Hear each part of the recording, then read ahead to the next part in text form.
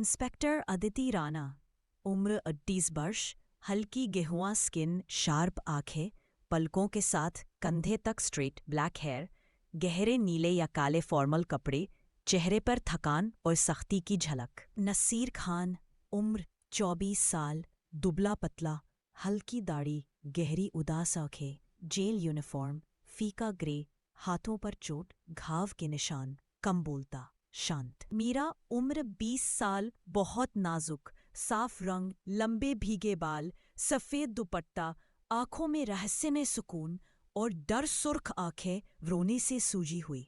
Warden मालिक, उम्र 50 साल, गोरा सा, चौड़ा चेहरा, छोटी मूछ, खाकी यूनिफॉर्म, हल्की पेक निकली आंखों में चालाकी। तेज बारिश हो रही थी। जेल की ऊंची दीवारों पर पानी बह रहा था। इंस्पेक्टर अदिति राणा फाइलें देख रही थी। एक सिपाही दौड़कर आता है। सिपाही, मैडम, कैदी नसीर खान की आखिरी ख्वाहिश आ गई है। अदिति सिर नहीं उठाती। अदिति, बोलो, क्या मांगा है उसने? थकान और चिड़चिड़ेपन के साथ। सिपाही, मैडम, वो कहता है मैं आज रात किसी से मिलना चाहता हूँ, एक लड़की से। अदिति पहली बार नजर उठाती रहे। अदिति, कौन लड़की? सिपाही, मीरा। अदिति की आंखें सिकुड़ती है। इस कैदी की कोई मीरा नाम की बीवी या गर्लफ्रेंड रिकॉर्ड में नहीं। उसी समय अदिति ने देखा, बारिश में एक लड़की खड़ी है, मीरा, पतली, भीगी हुई, पर आंखों में अजीब सा सुकून। अदिति गेट पर पहुंचती है। अदिति, तुम कौन हो? नसीर को कैसे जानती हो? मीरा मुस्कुराती है, खतरनाक, अस्वाभाविक मुस्कान। मीरा, वही जानता रहे मैं कौन हूं, आपको नहीं बताएगा। बस मुझे उससे मिलवा दीजिए। अदिति भड़क जाती है। अदिति, देखो लड़की, ये जेल है, मंदिर नहीं। अजनबी को अंदर जाने की अनुमति नहीं है। मीरा उसकी बात काटती है। मीरा, मैडम, वो आज रात मरने वाला है और मैं सने मीरा उसकी आखिरी सांसों की गवाह हूं। अदिति के चेहरे पर बेचैनी फैलती है। कुछ गड़बड़ है। कैदी नसीर शांत बैठा है, जैसे दुनिया से अलग।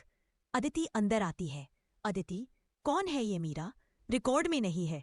नसीर, हल्की आवाज में, रिकॉर्ड में वो कभी थी ही नहीं मैडम, पर मेरी जिंदगी में थी। अदिति, तुमने 2 लोगों का कत्ल किया है, ऐसी ख्वाहिश क्यों? नसीर पहली बार अदिति की आंखों में देखता है।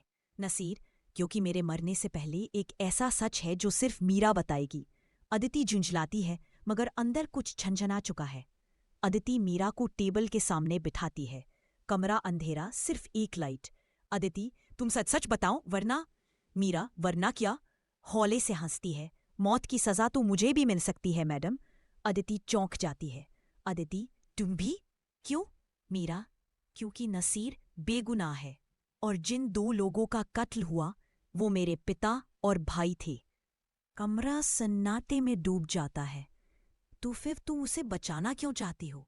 मीरा, मैं उसे बचाना नहीं चाहती, मैं सिर्फ सच को पूरा करना चाहती हूं। अदिति का दिमाग हिल जाता है। अदिति नसीर से फिर मिलती है।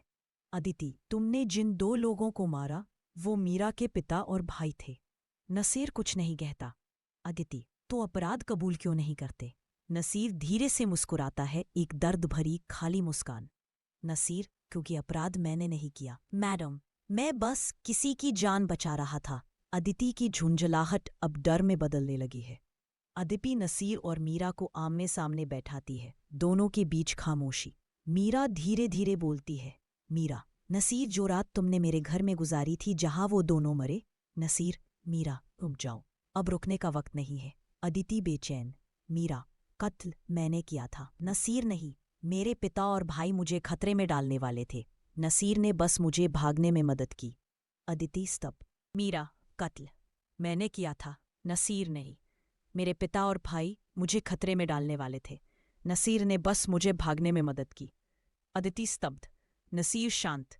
मैंने कहा था वो बताएगी। अदिति, तो तुमने खुद को क्यों फंसाया? नसीर, क्योंकि मीरा नाबालिग थी और उसका भविष्य था, मेरा नहीं। यह सुनकर मीरा टूट कर रो पड़ती है। सुबह की पहली रोशनी जेल की खिड़कियों से अंदर आती है। अदिति फाइल हाथ में लेकर वार्डन मालिक के पास जाती है। अदिति, हम ये केस दोबारा खोलेंगे, ये फांसी रुकेगी।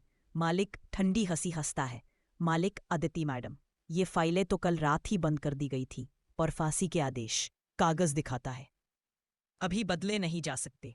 अदिति गुस्से से कागज छीनती है। अदिति, मैं एसपी को रिपोर्ट करूंगी। मालिक कर दीजिए, लेकिन तब तक धीरे सर्द मुस्कान। नसीर मर चुका होगा। अदिति दौड़ पड़ती है। नसीर रस्सी के नीचे शांत खड़ा है, जैसे उसकी जिंदगी का भार अब उतर चुका है। मीरा बाहर से दरवाजे पर खींच रही है। अदिति अंदर घुसती है। अदिति, रुको, ये फांसी गलत है। कैदी बेगुनाह है, लेकिन देर हो चुकी है। घंटी बजती है। फांसी हो चुकी होती है। मीरा धरती पर गिर जाती है। अदिति उसकी तरफ देखती है।